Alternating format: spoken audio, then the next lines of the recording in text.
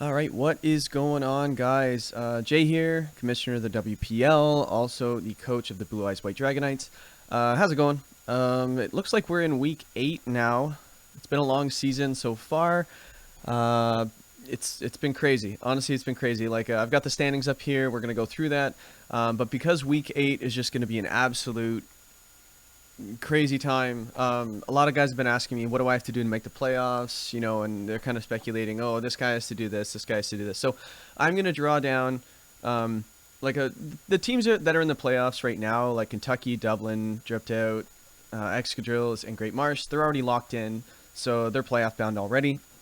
So I think a couple of them are playing one another. So I'll kind of go through how those standings can change. Things like that, because they might shuffle 1 through 5, well, 2 through 5. I don't think one's moving. But yeah, as you guys can see in the standings, we've got 3 playoff spots available, 6, 7, and 8. And we've got, unfortunately, 1, 2, 3, 4, 5, 6, 7, 8, 9 teams, potentially 9, because Space City has not played his week 7 match yet. So we'll go through his future as well, and what he has to do to get into playoffs, to be playoff bound. And I think everybody is really excited. I'm actually really glad that everyone's kind of going into this season right now and getting really excited and really into it. It's not just a free league. It's not just something that we just play on the side and say whatever and then just bounce. No, but it seems like everybody's kind of invested in the league so far, at the top, through the middle, and the bottom. Gonna give a shout out to St. Patrick Scyther. He got his first win. My boy, St. Patrick Scyther. I work with the guy. He's new to the game. Never played doubles until maybe a week before the season started. He kind of understands a little bit, but no. Hats off to my boy St. Patrick.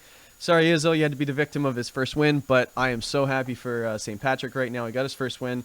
No one went over this season, so that's also one thing a commissioner wants to see. He wants to see basically just everybody have fun. I want to see everybody enjoy. You know, nobody wants to get skunked, and nobody wants someone to finish 8-0 either. So Kentucky, you've got to lose week 8, but we'll see how that works. An 8-0 team would be nice too, but someone's got to dethrone this guy, and playoffs will be kind of fun to see those matches as well. So let's dive right into it.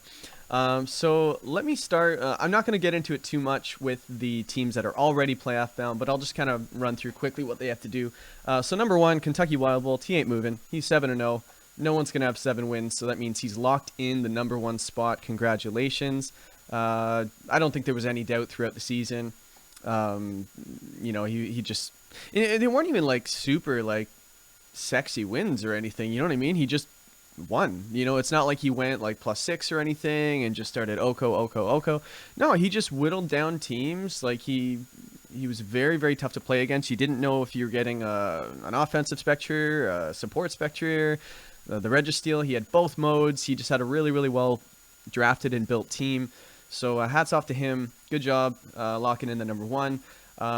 If he wins week 8, that means he is the only 8-0 team so far in our 2-year history.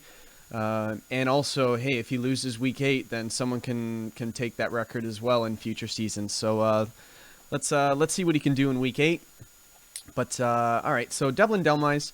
So Dublin del Mars, here's the thing, the 5-2 teams. So the way the tiebreakers work, guys, is obviously win-loss record. Whoever has the most wins through the 8 games is obviously higher.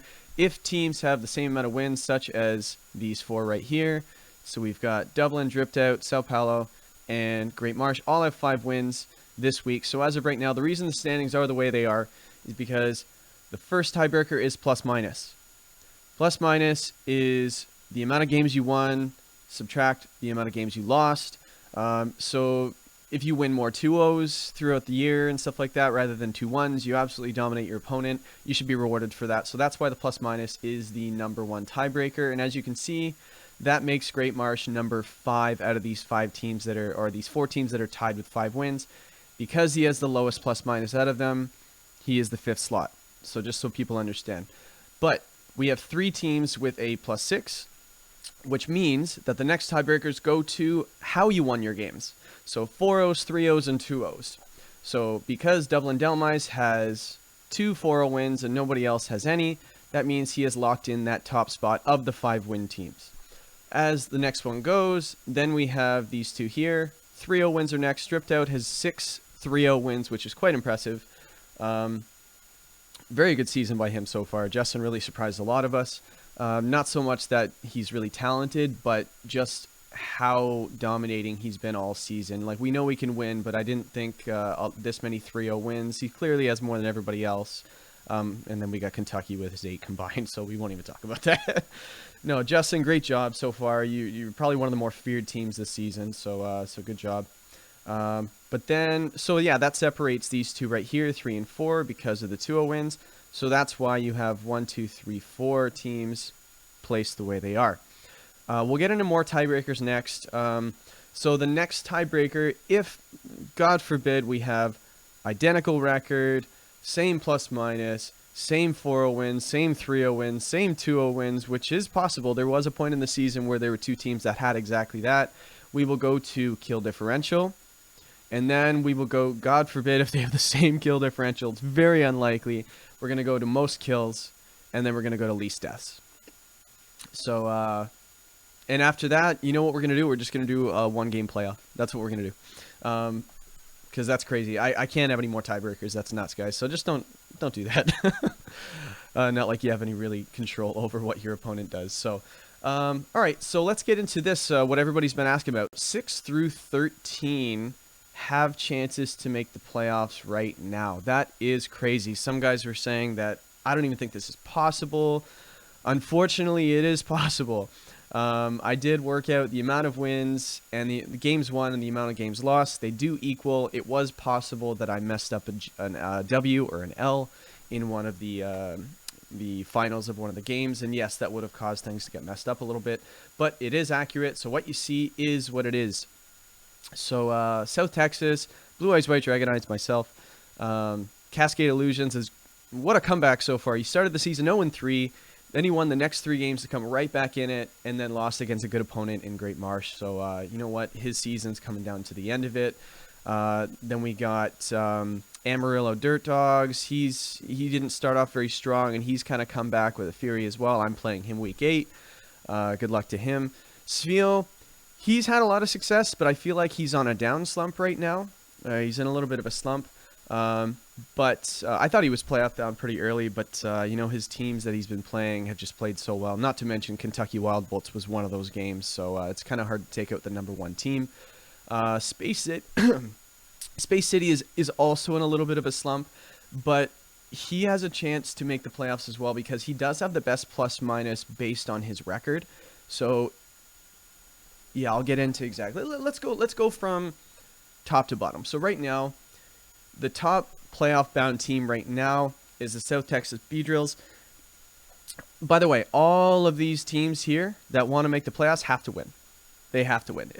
First and foremost, if you lose, you're done. Because that will make you 3 and 5.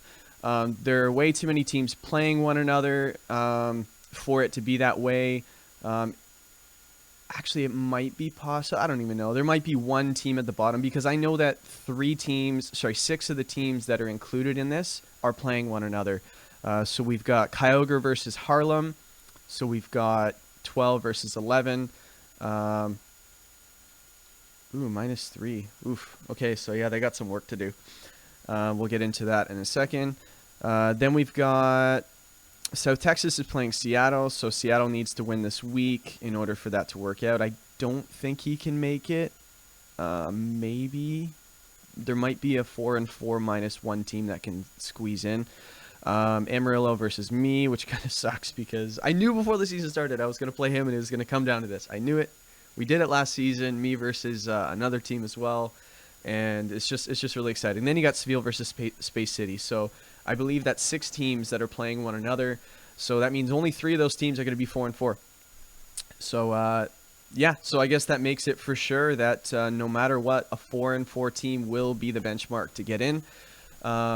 As for the tiebreaker, here's where it really gets interesting. So you've got these teams. I'm just going to leave them highlighted. Yeah, let's throw Space City in there as well, Seattle in there as well, because he would be -3 if he 2-0s. And yeah. All right, so South Texas. Best position to be in right now because he is the only one that can guarantee his spot in the playoffs with a win. Guarantee. Because if he wins in week 8, that means he is officially 4-4, just like we said, but he will have a plus minus of 1 or 2. No one else can get to 1 or 2 in this group, so if he wins at all in any situation, he is officially that 6th slot. Congratulations, you're in the best position, but you still got to win. And he's actually facing the Seattle Sigilifts. So it could depend too. I know that a team that gets eliminated in week 7 might not have motivation to try as hard as you would if you're fighting for a spot. So I guess the match today, it's Monday right now, and the last match for week 7 is Space City versus Seattle. So depending on how that goes, I think week 8 might, I think there's a lot of guys going to be watching that game today. So yeah, so B-Drills just has to win. Simple as that. Are you hearing me, South Texas? It's very easy for you. Just win. That's it. Here's where it gets interesting. So Blue Eyes, that's me. So because I'm -2 and so are these other teams, that means that I have to win. First and foremost, I have to win, or I have to win 2-0 or 2-1. If I go 2-0, I'm in a very good position, and I believe that, I don't even think that seals it. I think it comes down to tiebreakers if other teams also 2-0. So if I 2-0, in order for me to guarantee my spot in, I have to have other teams 2-1 or lose. So if they 2-1, that would put them at -1. I'd be at 0 if I 2-0'd my game, which means I'm in. So I'm hoping to win a 2-0 to put myself in the best position. If I win 2-1, I have to hope other teams also 2-1 as well. And I have the 4-0 tiebreaker and a bunch of 3-0 tiebreakers, which nobody else has. So that's how that would work. So if I finish, I'm probably in one of the better positions if I win, even if it's 2-1 because of those tiebreakers. And even if somebody does get a 4-0 win, I have more 3-0 wins, which means, so Cascade would have to 4-0 and 3-0, and then he would surpass me with his 2-0 wins. And that would be his. So to make it easier for myself, I just got a 2-0. But we'll see what Amarillo has to say about that. Cascade, I just mentioned as well. He can make the playoffs if he 2-0s, but same situation as myself. He has to 2-0 or 2-1. If he 2-1s, he has to hope for tiebreakers and other teams 2-1 as well, things like that. So Spiel, exact same situation. Unfortunately, he has less tiebreakers, so I would say just be safe, 2-0 your opponent, and then you'll be all right. Kyogre, unfortunately, Kyogre, you are at -3 right now. So if you, because of the amount of teams that if they win, they will be -1. If you're -2, you're not going to make it. So the only way, you and Harlem are in the same position right now. So you and Harlem both have to win 2-0. And I believe you're playing each other. Yeah. So you guys have to win 2-0. One of you guys has to win 2-0 to even have a shot at the playoffs. And that only gives you a chance because you're -1. And the tiebreakers aren't looking spectacular either. Kyogre has a lot more 3-0 wins, so he has a better chance. But if Harlem, for example, gets a 4-0 or a 4-0 and a 3-0 or things like that, that puts him in a decent position to win that tiebreaker for that 7th or 8th spot. So, yeah, let's see. Next, Space City. Space City and Seattle. I'm going to do them together because they're playing each other for week 7, the match that's going today. So if Space City wins today at all, he is going to be -1, which puts him just below South Texas in this position. So he is probably the only one that can 2-1 in week 8 after, say, he wins week 7. If he 2-1s in week 8 and he wins and goes 4-4, that means he is 0. He's even, which I think will lock in your spot because of the amount of teams that are facing each other, the odds of a 2-1 from somebody else. If he gets to 4-4 with a 0 differential, he's going to make it. I think that will be the difference. But if he loses in week 7, he's out already because that'll put him 2-5, and it doesn't matter what happens in week 8. Seattle, on the other hand, Seattle has to win 2-0, and then he also has to win 2-0 again in week 8 in order for him to make it, because that would, even if he 2-0s and 2-0s in week 7 and 8, that would put him at a -1 because of his differentials -5 right now. So Yeah, I don't think... I think a -1 can make it, a -2 can't. So that's what he needs to do in order to make the playoffs. It's possible. Like, the fact that there are this many teams, I feel like this is the NHL. This is always the way it works out for the wild card spots. Always comes down to the last week or the last 2 games or whatever it is, and it's just nuts. So this is a lot of fun. As for matchups, so let's do previews here. So we have Harlem versus Kyogre. Actually, let's just go through the first one. So Great Marsh versus Dripped Out. So Dripped Out, Great Marsh right here. So these 4 standings can move based on the last week of the season. So if any of these teams win, or sorry, if any of these teams lose, they go down to 4 and 5. If any of these teams win, they go up to 2 and 3. And then it comes down to tiebreakers again. So if Great Marsh wins and beats the Dragapults, they basically flip spots in the standings, because that would put, you know, Dripped Out would stay put. He'd be 6 and 2. And then his plus minus would be either 7 or 8. Great Marsh would be 6 and 2 as well. And then he would go into a +6 or a +7. And then they would just go down. And we already mentioned the tiebreakers as it is. Let me see. Kyogre Canucks versus the Harlem Haunters. Wow, they're right beside each other. This is crazy. So like we said, they both have to win 2-0 this week coming up to even have a chance. If they 2-1, both of them don't make it. Right? So that's right there. Kentucky versus Sao Paulo. This is potentially a preview of the finals. So Kentucky, we all believe that he's playoff bound, not playoff bound, but finals bound because of his dominance so far. The Excadrills, Vitor was actually in the finals last season and came up short. So I believe he has a little bit of a drive to get to that spot again, so he can redeem himself. But you know, 2 very, very good players in week 8. Unfortunately, it doesn't affect whether or not they're going to make the playoffs or not. So this, I'm not sure how it's going to go. It may be one just wants to flex to the other. You know, Kentucky might want to finish 8-0, and Sao Paulo might just want to make a statement game. So if he does face Kentucky, there's a little bit of intimidation there. So there's that. But yeah, or it could just be I'm not revealing any of my strategies for the playoffs. So I don't care, right? You just go in with something you've already done before. You win, you lose, you don't care, right? That's a strategy as well, but that's up to them.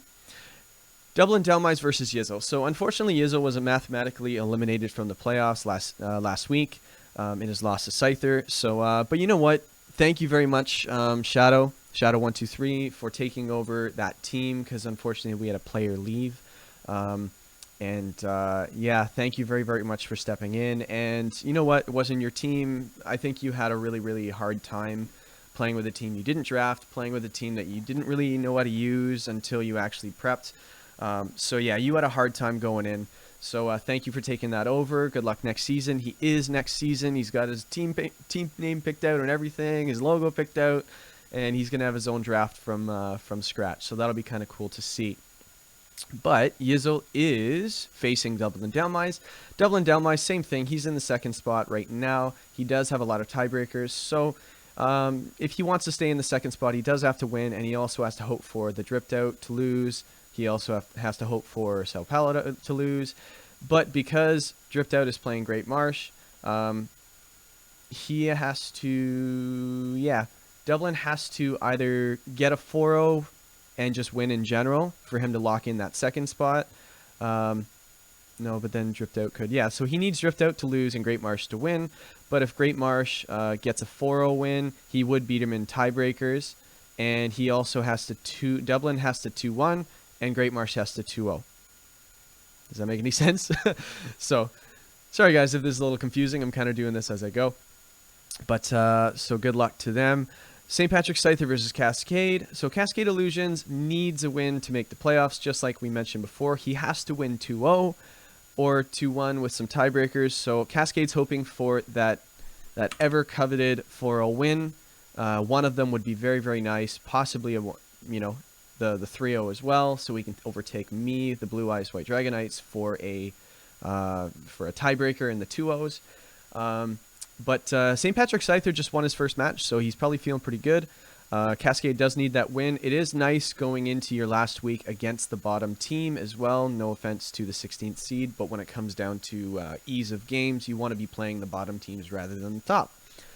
So Cascade's probably got the best chance to make the playoffs as of right now because of his Week 8 matchup. So good luck to him.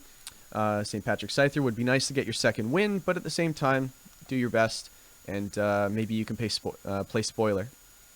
So the next match we're going to look at is Seattle versus South Texas.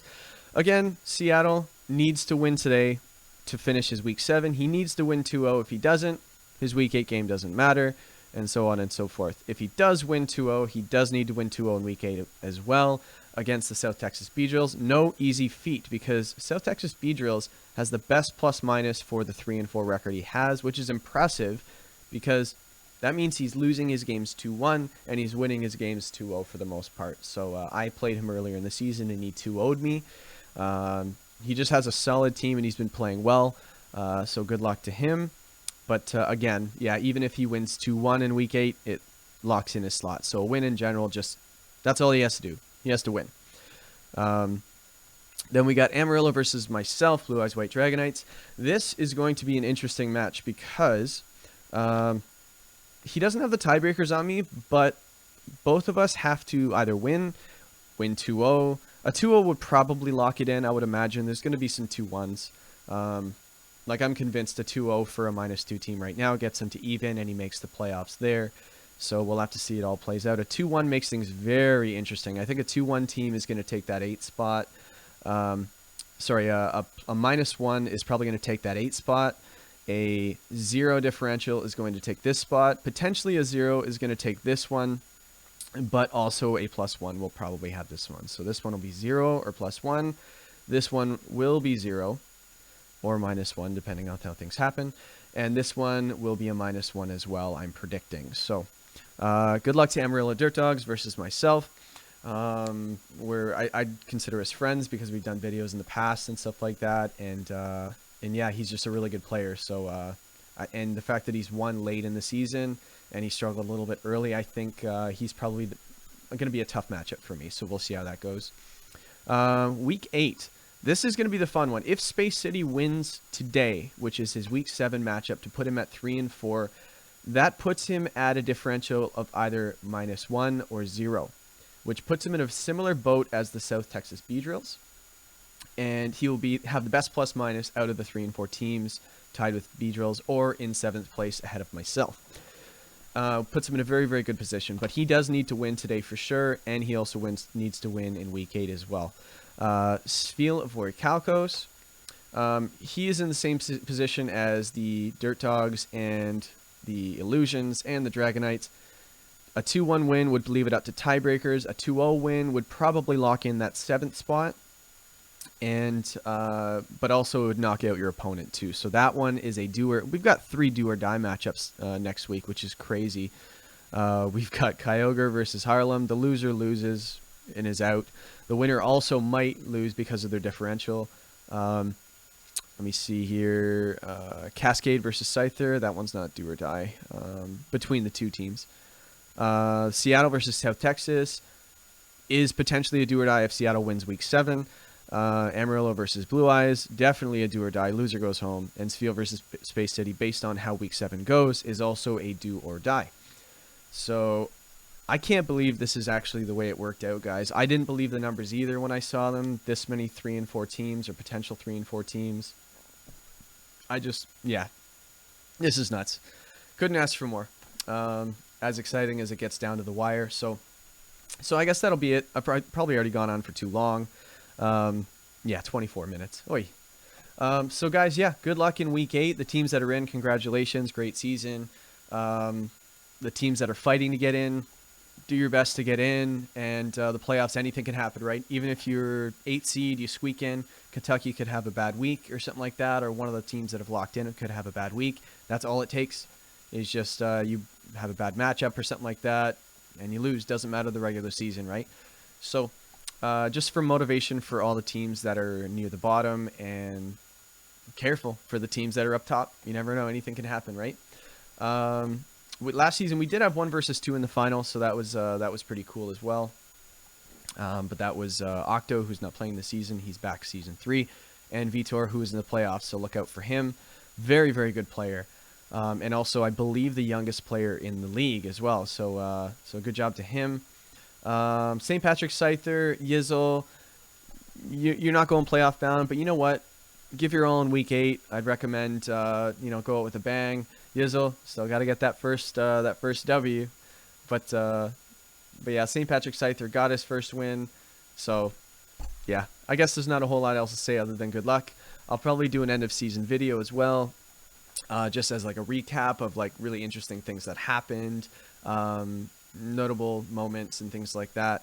And maybe even just a match preview for each, because we're going to have 4 matchups in the playoffs: 1 versus 8, 2 versus 7, 3 versus 6, 4 versus 5. That 4 versus 5 is going to be crazy. So yeah, tune in for that. I might stream it on Twitch. We'll see how it goes. If I make the playoffs, I obviously won't have as much time. If I don't make the playoffs, I might be doing something special as well, because I will have more time. So it's a win-win for me. So wish your opponents luck. Yeah, this is crazy. I think everybody's happy for everybody if they make it, and it's bittersweet, right? So we'll see how it goes. Good luck to everybody again. Signing off, and I'll see you guys in week 8.